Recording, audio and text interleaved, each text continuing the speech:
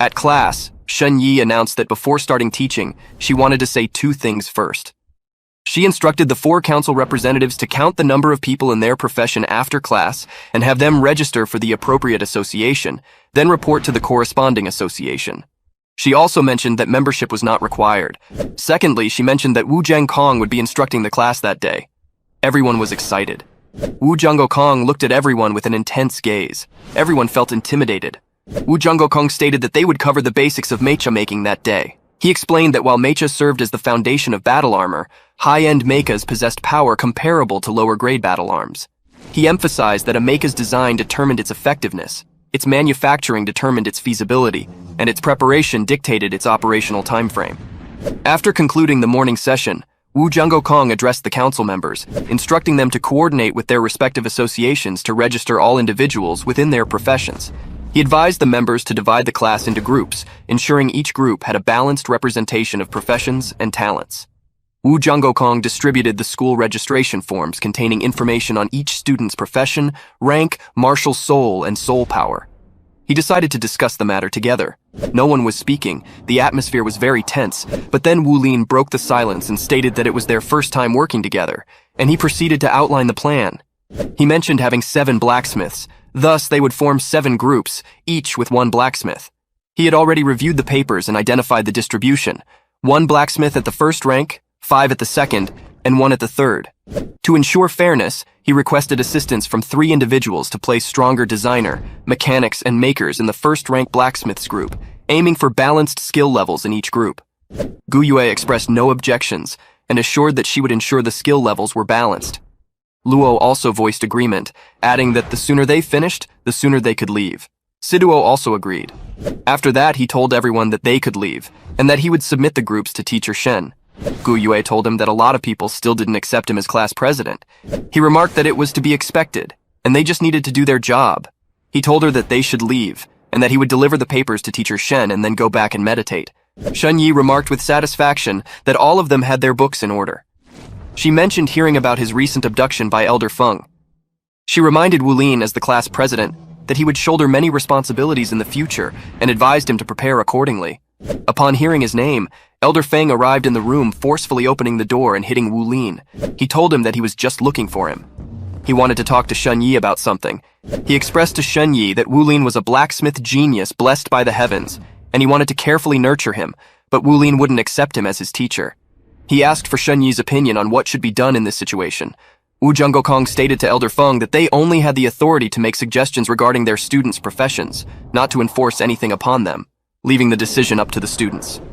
Feng asked Wu Lin if he thought the same, to which Wu Lin, who was very nervous, replied yes. Feng didn't care. He grabbed him by his collar and told him that he didn't need to think anymore because from now on he would be his student. He then proceeded to take him forcefully. Wu Lin requested that he walk by himself.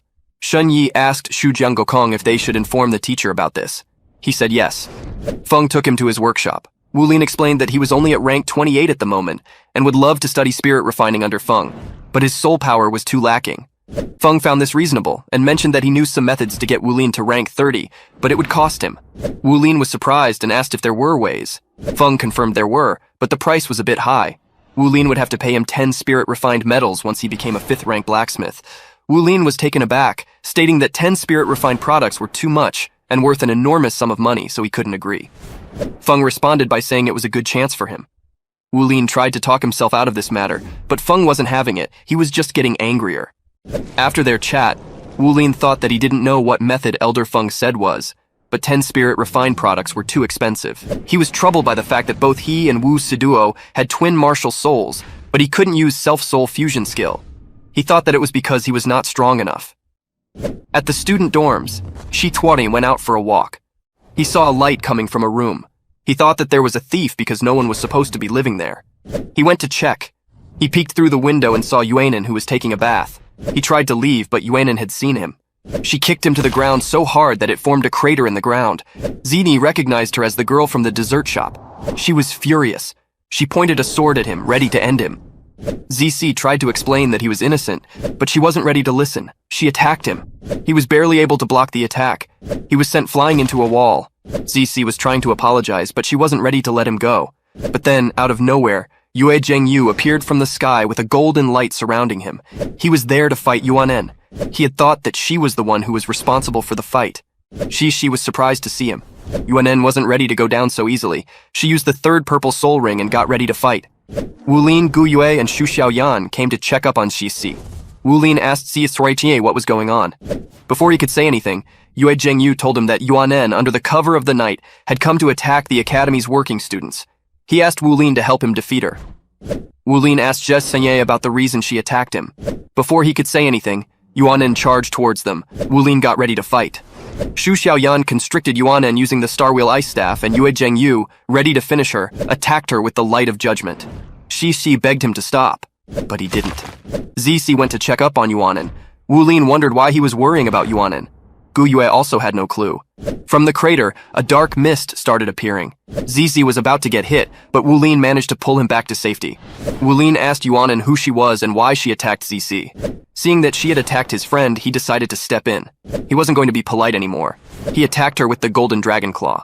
Yuanen didn't know what ability he was using. Wulin's attack caused a huge explosion. Yue Zhengyu was amazed by Wulin's power. Wulin was shocked. His attack had no effect on her. He stepped back and saw that she was using the Titan Giant Ape ability. Everyone was surprised. Wulin was even more surprised because the ability the girl was using was Yuanen's ability.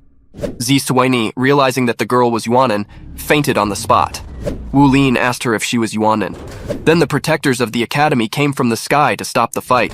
Their power was too strong. One guy asked them what was going on and why they were fighting. He told Yue Zhengyu to stand up and tell them. He told them that Yuanen was the reason for the fight. She was an evil soul master.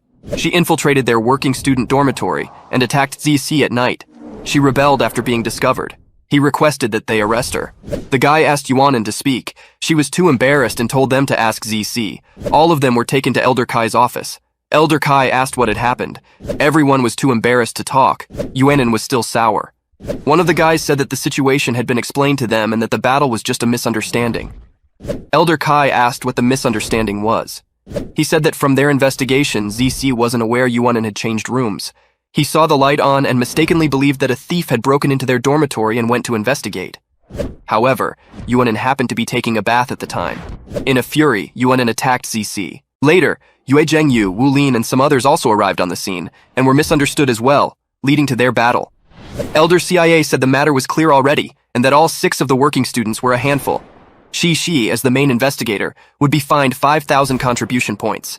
Additionally, he would have to pay Yuanen 10,000 contribution points as mental trauma compensation, with 1 year to pay her. Elder CIA acknowledged that the root of the problem was Zizi, but Yuanen was still wrong to injure him in her rage. He understood her embarrassment as a girl, but stated that Zizi's mistake was not worth his life. Moreover, since she was already injured, she shouldn't think about getting revenge on him later on. Yuanen reluctantly agreed. Elder Kai addressed Yue Zhengyu, stating that since he had once again considered Yuanen an evil soul master and chose to act independently against her, his punishment would be to clean Spirit Ice Plaza by himself for an entire month.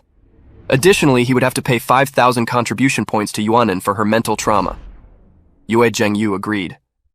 Elder Kai continued, mentioning that except for Gu Yue, who did not act and thus would not be penalized, Xu Xiaoyan, who used her soul ability in the fight, would be fined 1,000 contribution points. Wulin would be fined 10,000 contribution points, with 5,000 of those to be paid to Yuanen as compensation for mental trauma. Wulin tried to question him, but he just raised his fine to 20,000 instead. After that, he told everyone to reflect on their actions and be careful in the future. Then everyone left.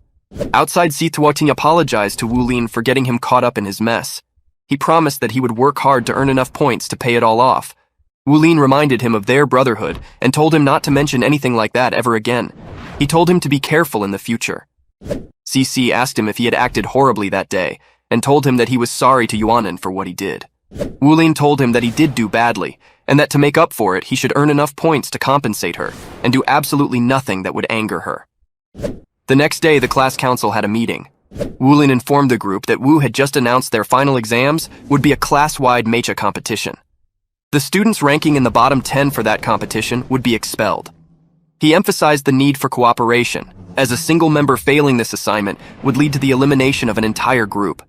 Siduo expressed confidence, stating a definite intent to take first place. Luo added that the exam at the end of the semester also included a group competition where each group would select their 4 strongest mecha pilots to compete as a team. Gu Yue suggested that, since they were in a group, they should find a way together. Wu Lin outlined their tasks. He would forge, Gu Yue would design, Luo Guixing would handle production, and Wu Siduo would take care of maintenance. However, they still needed to decide on the type of mecha that would suit each of them and the materials they would use. Gu Yue proposed making battle armors instead of mechas, stating that as the class council, they needed to outperform their peers. She mentioned being a 4th-rank designer with a 70% chance of drafting a proper battle armor design. Although a one-word battle armor might not be much stronger than a mecha, achieving it would be significant. Siduo expressed approval of Gu Yue's idea and a desire to try making battle armor. Luo also agreed, and sought Wu Lin's opinion on the matter. Wu Lin stated that the plan was quite a gamble but thought they should try. They needed a plan to make the battle armor first and had to keep what they were doing a secret, even from the teachers.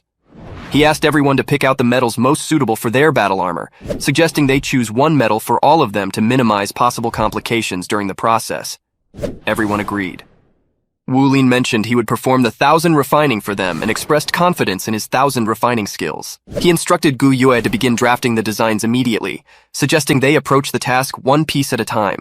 For example, Gu Yue would start with a right forearm piece for everyone to design, and then Luo Guixing and Wu Siduo would make them, completing each step gradually and methodically for efficiency.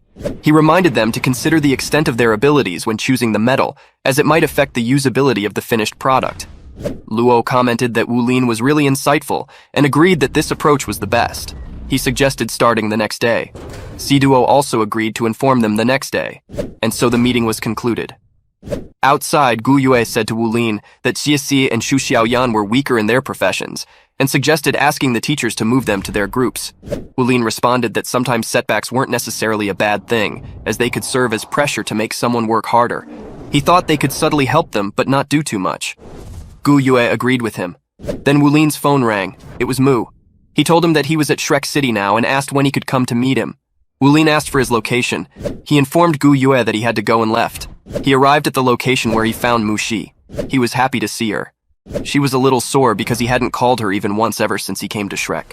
He asked for her forgiveness, and after that she took him to meet his dad. In her heart, she was also happy to see him. When Wu Lin saw Mu, tears of joy came out of his eyes. He was very happy to see him. Mu was also happy to see him. He told him to take a seat and told his daughter to pour him a cup of water. She gave Wu Lin orange juice instead. He thanked her because he loved orange juice. Teacher Mu congratulated him and asked what level his spirit power was at now. Wu Lin expressed confidence that he would reach rank 30 within 2 months. Mu reminded him to never become complacent, emphasizing that his #1 priority was to increase his soul power. Mu hoped that Wu Lin would become a saint for his 20th birthday, noting that if he did, he might become a divine blacksmith by 30. Wu Lin questioned if that was too quick, but Mu explained that it was not too fast, as everyone's body reached its peak in their 20s and 30s. The faster he increased his rank, the higher his chance of becoming a saint blacksmith. Wu Lin acknowledged this understanding. Teacher Mu asked Wu Lin if Feng, who was looking for him, had done anything to him. Wu Lin replied that Elder Feng wanted to take him as his disciple. Mu responded that this was good news, noting that Elder Feng was a saint blacksmith. Wu Lin wasn't so sure if he wanted to become his disciple. Mu said it wasn't easy to establish oneself in Shrek City. Having a supporter could be good for Wu Lin. Elder Feng was very powerful, and the things he could teach would complement Mu's lessons. Mu asked Wu Lin to show him what happened when his spirit was refined, and to show him the golden soul ring. Wu Lin agreed and showed him the ring. Mu remarked that it really was different from a normal soul ring, and this particular soul ring definitely supported Wu Lin in completing spirit refining, which was great. Wu Lin agreed and told him that he wanted to discuss something with him. He then proceeded to explain his group's plans to make battle armor. Mu commended the group's initiative, emphasizing the importance of Wu Lin's involvement in all aspects of battle armor creation, despite being a blacksmith. Wu Lin acknowledged the reminder with gratitude. Teacher Mu announced that Mu Shi would also be joining the others at Shrek. Wu Lin inquired if Mu Shi would indeed attend Shrek Academy. Mu Shi responded with a question, asking if there was an issue with her decision to join Shrek just because Wu Lin had joined first. Wu Lin reassured her, acknowledging her exceptional talent and expressing surprise that she hadn't entered the inner court directly. Mu Shi remarked on Wu Lin's quick wit, questioning if he used it on other girls as well. Mu Shi expressed concern that Wu Lin wasn't putting in enough effort, emphasizing the importance of hard work now that they were in Shrek. Mu Shi stressed that studying should be the top priority for any student. Teacher Mu stated that Mu Xiu should be placed directly into the second grade, and that Wu Lin and Mu Tuan would need to take care of each other in the future. Wu Lin responded affirmatively. They then said their goodbyes and he went on his way. Outside, Mu Shi announced that she was going to campus to report the next day, and assured Wu Lin that she would give him a call upon arrival. Wu Lin replied, saying that she would surely be very popular at Shrek. He proposed that once he reached rank 30, they should attempt spirit refining together. He emphasized that becoming a battle armor master was a requirement for graduating from the outer court, suggesting they work towards achieving that goal together.